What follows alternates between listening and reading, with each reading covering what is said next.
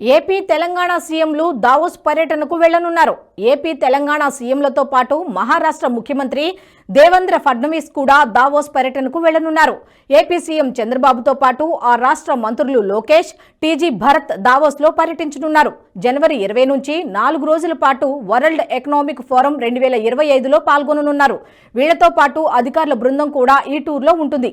ఈ పర్యటనకు సంబంధించిన అనుమతులకు ఏపీ ప్రభుత్వం ఓకే చెప్పింది. పెట్టుబడుల ఆకర్షణే ధ్యేయంగా చేపట్టే ఈ పర్యటనలో పారిశ్రామికవేత్తలను ఆకర్షించే విధంగా నివేదికలు, పవర్ పాయింట్ ప్రెజెంటేషన్లు అధికారులు సిద్ధం చేస్తున్నారు.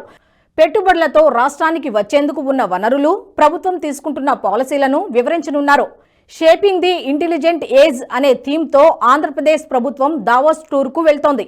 దావోస్లోని వరల్డ్ ఎకనామిక్ సదస్సులో జాతీయ స్థాయిలో ఏర్పాటు చేసే స్టాల్తో పాటు ఏపీకి ఓ ప్రత్యేకంగా స్టాల్ను రిజర్వ్ చేసింది కేంద్రం.